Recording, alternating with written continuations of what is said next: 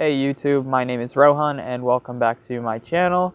Today I hit 90 days staying clean and sober. That's a huge accomplishment for me. I never thought that the solution to all my problems was the drinking and the drugging. I've learned a few things over the past 90 days that I wanted to share with you guys. One is that I don't have to compete with other people's recovery. I realize there's plenty of recovery to go around. I didn't want to take a look at what they were doing right. Still to this day, the idea of a year scares me. You know, some days are easier than others, especially when you start comparing yourself to other people inside and outside the program. I still find myself trying to act like people who can casually drink, and that's just not me. I take things too far. I have to start accepting that not as a weakness, but as one of my stronger attributes, and being able to apply the need to overdo things in a more positive direction. I had set a few endeavors for myself when I first got clean, one being this channel, and I've been neglecting it significantly. After moving to Princeton, I let work start to take over my life. IOP is a significant part of my day. I just didn't feel like I had enough fresh material to be offering. Now that I'm looking back on it, I have learned a few things that might help you guys out. I'm the only one that's in charge of my own recovery and how much effort I put towards it. That includes calling my sponsor, being honest with him, being honest with other people, doing my step work, being thorough through my step work, and building my sober network. There's so many things that I could be doing that I'm just neglecting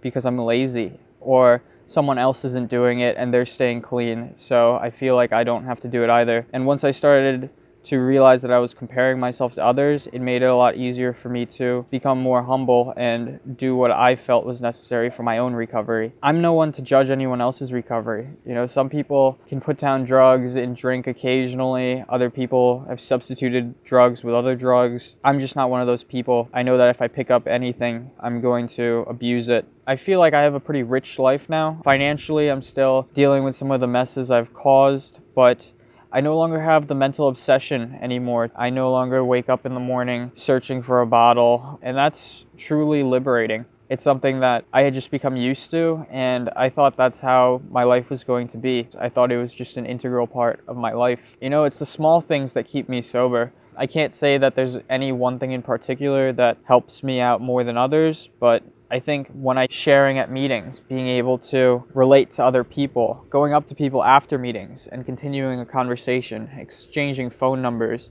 and calling other men and women on a daily basis, you know, that gives me a little more hope. It gives me some accountability, and then I'm dependable for other people. I can't remember the last time in active addiction where people would call me for advice.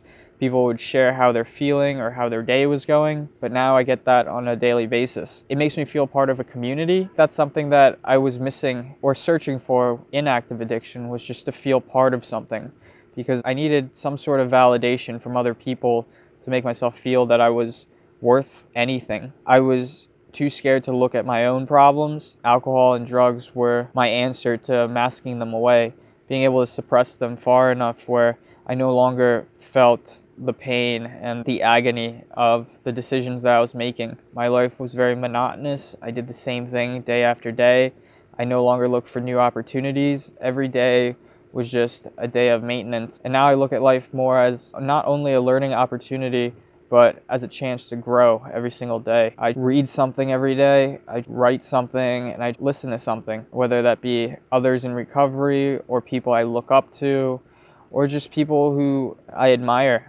You know, it's okay to have role models. I don't have to lead my entire life trying to figure everything out on my own, especially if other people have already found success in fields that I'm looking at. So just give you a little more update on how my life's going. I am applying for some jobs within the area. I think I'm going to head towards the sales industry. I enjoy dealing with people on a one-to-one basis. I feel like I can connect with people a lot better than I can sit at a desk and do office work. Within the next week, I have a few interviews lined up. Hopefully something works out for me. I think that's pretty much it for today. I celebrated my 90 days at my home group. I heard some really kind things from my sponsor. I realized how many other people care about me. When I came into this program, I was broken. I didn't have any hope in myself. I did not know how to let other people love me. And that's okay, because I stayed and I'm finding what I like about myself. And it's a great feeling. I feel unique. I feel that I can offer things to this world and I can help other people. If you're on the fence at trying something, I say just go for it. I mean, what's the worst that can happen? For me, this was a life or death kind of thing. My life has gotten better. I moved out of my parents' house. I am in charge of my own finances.